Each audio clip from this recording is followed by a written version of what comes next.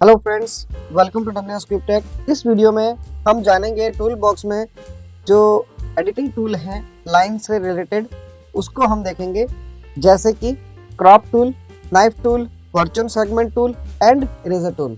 तो चलिए शुरू करते हैं। ये सारे टूल जो हैं इमेज पर भी काम करेंगे और जो ड्राइंग टूल से हमने जो ड्रॉ ऑब्जेक्ट्स बना रखे हैं उन पर भी ये काम करेंगे और उससे हम क्या कर सकते हैं वो अब देखेंगे। तो सबसे पहले मैं कुछ ऑब्जेक्ट्स ड्रॉ कर लेता हूँ, लाइन बना लेता हूँ, स्ट्रेट, टेंजेंट और new line, tapper line, free hand line. अब क्योंकि बेजिक टूल ले रखा है तो इस तरह से आ रहा है, ये ऐसे free hand line, start to end. तो ये कुछ हम एक इमेज भी इंपोर्ट कर लेते हैं यहाँ से। इसी इमेज को ले सकता हूँ या फिर कोई भी क्रॉपिंग टूल को समझने के लिए इमेजेस कुछ भी XYZ में सेलेक्ट कर लेता हूँ यहाँ से।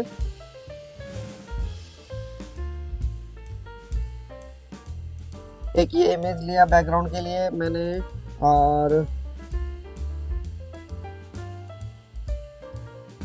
यहाँ से ये इमेज ले लेता हूँ और इसे ले लेता हूँ। राइट क्लिक करके हम सेव करेंगे अपनी लाइब्रेरी में, या फिर ये इसमें सिंपल फाइल है।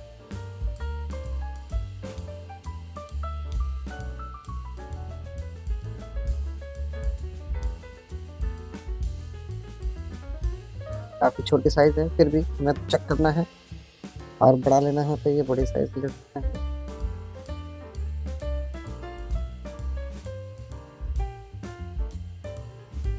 ओके, तो यहाँ से हम इंपोर्ट कमांड से इमेज को इंपोर्ट करेंगे। कंट्रोल आई, 1 by 1 में ये 2-3 इमेज ले लेता हूँ।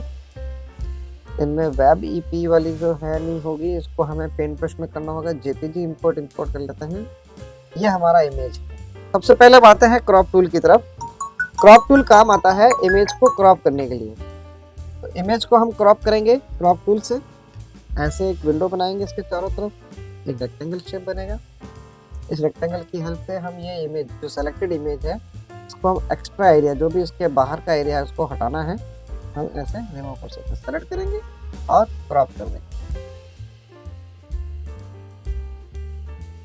दूसरा तरीका है, दूसरा टूल है नाइफ टूल। नाइफ टूल से भी हम कट कर सकते हैं as to as.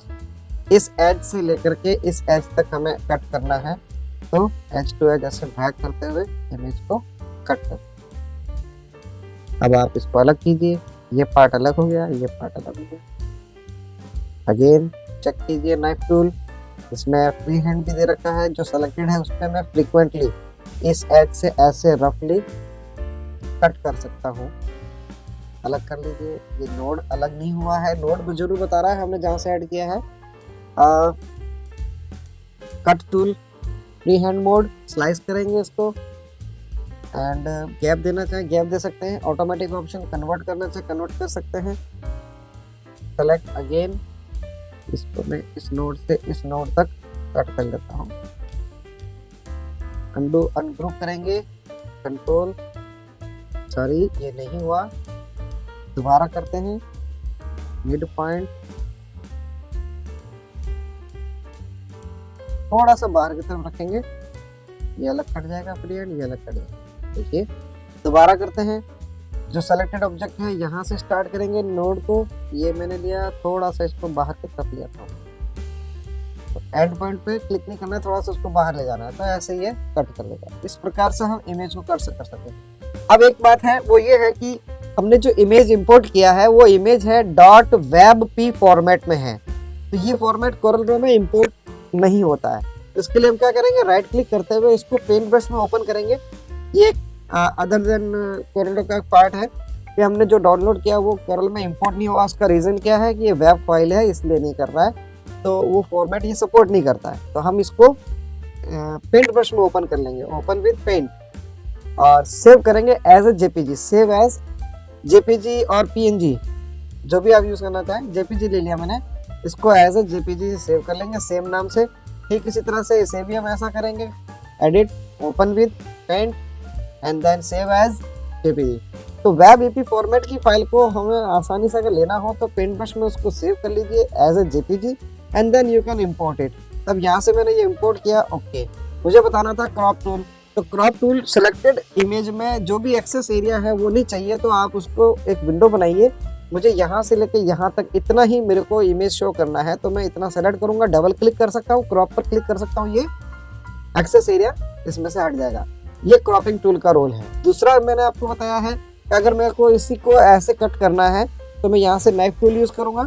Knife tool से मैं जैसे मैं चाहता हूँ भाई यहाँ से कट होना शुरू हो जाए, तो चूंकि मैंने स्टार्टिंग पॉइंट यहीं से लिया है तो देखते हैं कट होता है या नहीं होता है। मैं यहाँ से लेकर यहाँ तक करता हूँ, नहीं होगा। हमें एज टू एज करना होगा कि भाई इस एज से हमें स्टार्ट करना है, तो ये एज से स्टार्टिंग होगा। एंड तो आप एज के बाहर भी ले जाके कर सकते हो। ये देखिए, कर्विंग टूल से हम इसका कर्व भी चेंज कर सकते हैं। देखिए मैं चेंज कर रहा हूँ कर्व, वही इमेज वापस रिकॉल होगी लाइक दिस।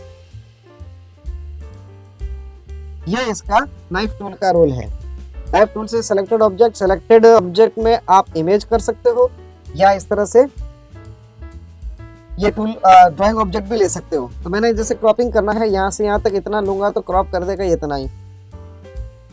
इसमें भी काम करेगा। नाइफ टूल लेते हैं, स्टार्ट करते हैं और एंड करते हैं। स्टार्ट में यहाँ से इस नोट से करूंगा, रफली में लाऊंगा और इसको बाहर की तरफ ले जाऊंगा। तो अब देखिए इसमें ये कट हो गया, ये अलग कट हो गया। अगर मैं इसको करता हूँ एज टू एज पॉइंट करते हुए, यहाँ से स्टार्ट किया और बिल्कुल यहाँ एंड पे लाके मिला देता हूँ। सेलेक्ट करते हैं दोबारा, ये देखिए एज टू एज मिलाने पर क्या होगा, नोड बन जाएगा लेकिन कट नहीं होगा। तब नोड बन गया तो हम इस तरह से शेपिंग टूल से इसको अलग कर सकते हैं इस तरह से। ठीक है, तो क्या करना होगा, बाहर की तरफ ले जाना होगा। नाइफ टूल से कट तो स्टार्ट पॉइंट करेंगे एज से, लेकिन एंड करने पर इसको थोड़ा बाहर की तरफ ले जाएंगे जिससे कि ये कट हो जाए इस तरह से। ठीक है, तो ये था नाइफ टूल के बारे में। ठीक इसी तरह से virtual segment tool. Virtual segment tool बहुत इंपॉर्टेंट टूल है। अब जैसे कि मैं ये जो पॉलीगॉन जो मैंने बनाया है, इस पॉलीगॉन को मैं कट कर देता हूँ लाइन टूल से, लाइन कमांड से। फ्री हैंड लाइन से मैं यहाँ से एक ये लेता हूँ इतना, एक यहाँ से सॉरी ये ले लेता हूँ और एक कट में यहाँ लगाना चाहता हूँ कुछ इस प्रकार। अब मुझे इन सब में अलग अलग कलर चाहिए। तो एक तो मैंने बताया था पिछले वीडियो में सेगमेंट टूल, इस स्मार्ट फिल टूल से सेगमेंट वाइज में इनको अलग कर सकता हूँ। तो इसका मतलब ये हुआ कि लाइनें नहीं हटेंगी, लेकिन वहां पर जो सेगमेंट बन रहा है उससे एक नया ऑब्जेक्ट बन जाएगा और उसमें हम कलर वगैरह फिल कर सकते हैं। लेकिन मैं चाहता हूँ कलर एक ही रहे, आउटलाइन भी रहे और बाहर के सेगमेंट्स कट हो जाए, तो उसके लिए यूज करेंगे वर्चुअल सेगमेंट डिलीट। तो ये सेगमेंट्स को यहाँ से डिलीट करने का काम आएगा। इस तरह से हम इनको डिलीट कर सकते हैं। अब मैंने कलर फिल किया, ओके। इसको मैं ऑल्ट के साथ में इनकी अंदर की लाइन को सेलेक्ट करता हूँ, तो बाहर का भी लाइन इसकी क्रॉसिंग विंडो में आ रहा था वो भी सेलेक्ट हो जाएगा। शिफ्ट के साथ इसको रिलीज कर देता हूँ। सिर्फ अंदर की लाइन को मैं चेंज करना चाहता हूँ, आउटलाइन विड्थ बढ़ा देता हूँ, कलर चेंज कर देता हूँ।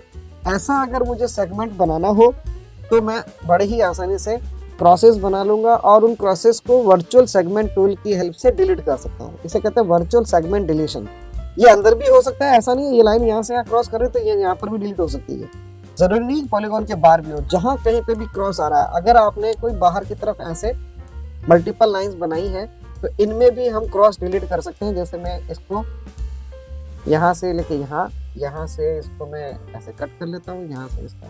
तो जो भी ये सेगमेंट्स बन रहे हैं क्रॉस सेगमेंट्स को मैं यहाँ से ऐसे डिलीट करके एक नया कोई भी अनइवन शेप बना सकता हूँ इनकी हेल्प से। अब जब हमारे पास ये शेप बन जाएगी इसको हम क्या करेंगे, स्मार्ट फिल टूल की हेल्प से इनको ऑब्जेक्ट में कन्वर्ट कर देंगे। ये तरीका होता है वर्चुअल सेगमेंट टूल से क्रॉस एजेस को रिमूव करने का। तो जो भी क्रॉस एजेस है उनको हम ऐसे रिमूव कर सकते हैं। अब ये ऐसा शेप बन गया। हम चाहते हैं ये सबके अलग अलग सेगमेंट्स बन जाएं, जो कि लाइन में दिख रहे हैं ये सेगमेंट बन जाएंगे और पूरा एक ऑब्जेक्ट बन जाएगा अलग अलग। इनको अब मैं अलग ले सकता हूँ बाहर। कलर फिल करेंगे तब में कलर फिल होगा क्योंकि सारा सेलेक्टेड है। आउटलाइन नन करेंगे या आउटलाइन बढ़ाएंगे, आउटलाइन की विड्थ बढ़ाएंगे, कलर चेंज करेंगे, ये लाइक दिस। ये देखिए ये सब अलग अलग हो गए। जबकि यहाँ हमने सेगमेंट नहीं बनाया तो ये सब लाइनें अलग अलग है लेकिन आपस में मिलते हुए दिखाई दे रही है। तो इस तरह से अगर कोई आपको अगर बनाने हो, टाइल्स बनाने हो, बिखरा हुआ कुछ ऑब्जेक्ट बनाना हो तो इन वर्चुअल सेगमेंट टूल की हेल्प से लाइनों के सेगमेंट्स को डिलीट करते हुए बना सकते हैं। नेक्स्ट है हमारा इरेजर टूल। इरेजर टूल से हम इरेज कर सकते हैं। बेसिकली करता क्या है, एजेस को रफ करता है। नाम इसका है इरेजर टूल। इससे मैं इसका टिप यहाँ से ऊपर प्रॉपर्टी बार में टिप छोटा बड़ा कर सकता हूँ। 0.15 ले लेता हूँ। अब ये इतने टिप्स तक, ये जैसे यहाँ से यहाँ तक मैं जो इरेज कर रहा हूँ, इसका मतलब हो रहा है कि यहाँ से यहाँ तक ये इरेज नहीं हो रहा है। ये जो लाइन है अपनी जगह से इरेज होकर के जो ब्रशिंग की है उस ब्रशिंग के लेवल तक इसको ले जाएगा ऐसे। तो कोई भी ऑब्जेक्ट को आपको ऐसे रफ बताना हो तो आप ऐसे बता सकते हैं। मैं एक बार दोबारा इसको करके दिखा देता हूँ। सेलेक्ट किया जैसे मैंने ये इसको एलिप्स को, इसी को मुझे थोड़ा सा इरेज करते हुए दिखाना है तो मैं यहाँ से शुरू करता हूँ, ऐसे राउंड शेप बना लेता हूँ ऐसे और इरेज कर देता हूँ। तो ये एक नया ऑब्जेक्ट बन गया। कंट्रोल के से मैं ब्रेक कर सकता हूँ। दोनों में अलग अलग कलर दिखा करके मैं एक नया चीज बना सकता हूँ। अब यहाँ बीच में कुछ भी आप लाइन ड्रॉ कर लीजिए, फ्री हैंड लाइन ड्रॉ कर लीजिए और उसका कोई भी शेप दे दीजिए। ये डिजाइन के अंदर आप कुछ भी XYZ जनरेट कर सकते हैं। तो ये इरेजर टूल का रोल है। इमेज पर भी काम करता है ये। जैसे ये इमेज लिया है, इस इमेज को मैं इरेज करना चाहता हूँ। इसका टिप मैं 0.15 से थोड़ा बड़ा करूंगा। अब मैं यहाँ से इमेज के एजेस को रफ, तो ये क्या कर रहा है कि इनके एजेस को डिलीट कर रहा है, ये अंदर की तरफ ले जा रहा है और ये रफ नहीं कर देगा। यहाँ से एक क्लिक किया, यहाँ तक क्लिक किया तो स्ट्रेट बनाएगा। अगर मैं इसको ड्रैग करता हूँ तो ये रफली ड्रैग करने पर डिलीट करेगा सेलेक्टेड ऑब्जेक्ट। ये इरेजर टूल का रोल है। तो देखा आपने, crop, knife, virtual segment, eraser tool, इन सब का अपना अपना अलग अलग रोल है। इमेज पर हो चाहे कोई भी ड्राइंग ऑब्जेक्ट पर हो, ये इनके काम करने के ऑप्शन है कि हम इनको ये इस तरह से यूज कर सकते हैं डिजाइन में जहां जरूरत पड़ेगी। आगे हम जैसे प्रोजेक्ट करेंगे उन प्रोजेक्ट में इन टूल्स का भी यूज होगा जो मैं आगे आपको बताता रहूंगा। तो इसमें जानकारी के लिए ये है कि क्रॉप टूल का क्या रोल है, नाइफ टूल का क्या रोल है, वर्चुअल सेगमेंट, इरेजर, इनको हम कहाँ यूज कर सकते हैं, मैंने एग्जांपल देकर के आपको बता दिया है। ठीक है, that's all for this video. Thank you.